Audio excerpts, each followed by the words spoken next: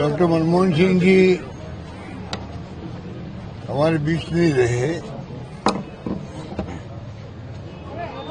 उनका व्यक्तित्व, उनकी सोच, उनके कार्य इस देश में हमेशा कायम रहेंगे। वैसी हस्ती थी जिसकी आवाज जो है, जैसे बराक ओबामा ने जो प्रेसिडेंट थे यूएस के, उन्होंने कहा था कि जब डॉक्टर मनमोहन सिंह बोलते हैं तो पूरा विश्व सुनता है उनको, पूरी दुनिया सुनती है। तो आप सोच सकते हैं कि उनका और क्या बना हुआ था दुनिया के मुल्कों के अंदर। वो गांधीवादी विचारों से ओतप्रोत थे, सादगी उनके दिलो दिमाग में थी, सादगी रहे जिंदगी जी, और आर्थिक स्थिति मजबूत करी देश की। उदारीकरण जो किया है वित्त मंत्री, उसने पूरे मुल्क की आर्थिक सोच को बदल दिया। जिस प्रकार से उदारीकरण के बाद में जो कुछ दिख रहा आपको, ये रोड का हाईवे दिख रहा आपको, या जो बदलाव दिख रहा आपको इन्वेस्टमेंट के अंदर, एफडीआई के अंदर, विदेशी निवेश के अंदर, ये तमाम उनकी देन है।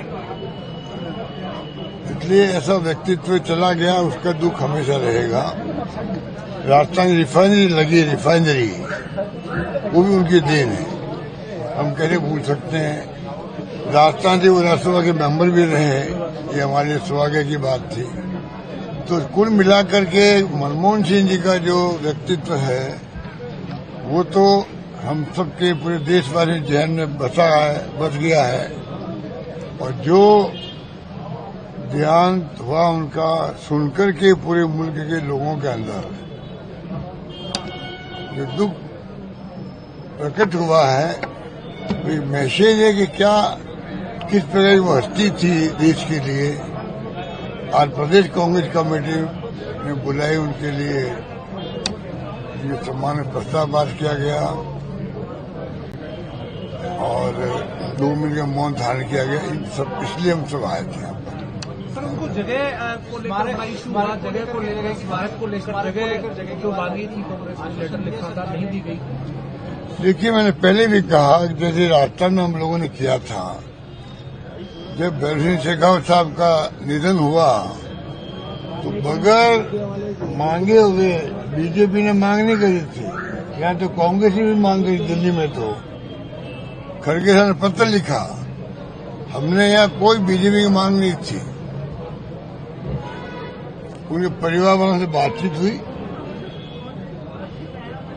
जगह दी, उनके लिए अलग से दाह संस्कार किया और स्मारक बना लिया। तो उपराष्ट्रपति पहले बने थे देश की आजादी के बाद में राजस्थान के, जो लंबे समय से राजनीति भी करी यहाँ पर। अगर एनडीए गवर्नमेंट आगे आकर के खुद ही आगे आकर के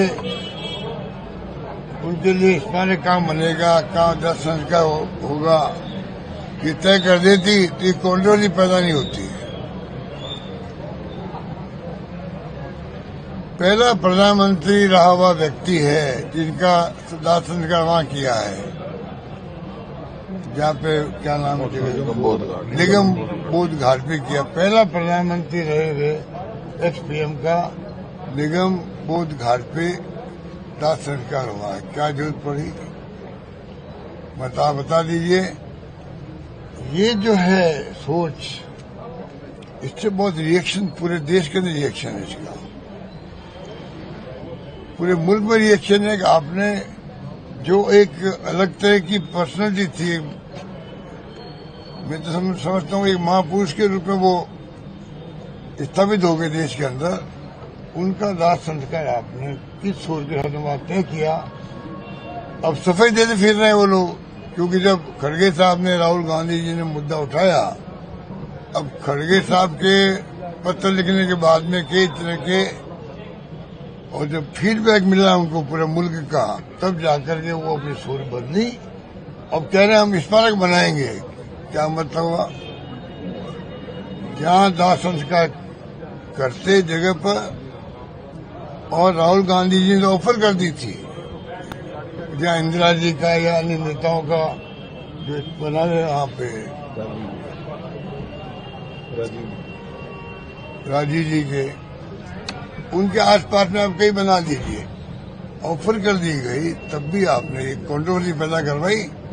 इसलिए कि जो सरकार नाकाम रहती है तो वो ध्यान डाइवर्ट करने के लिए ऐसे काम ही करती है।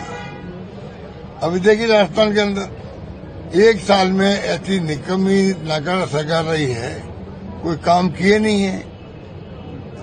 क्या पता है उपलब्धि है? 1 साल की उपलब्धि है, जिनको पूछे एक बताइए आपकी 1 साल में उपलब्धि क्या क्या है, नहीं बता पाए। 1 साल के बाद 9 जिलों को समाप्त कर दिया, जिससे किसी में बहस चलती रहे। इनको पूछे नहीं कि आपकी 1 साल की उपलब्धि क्या है। तो ये इनकी चाल है बीजेपी वालों की।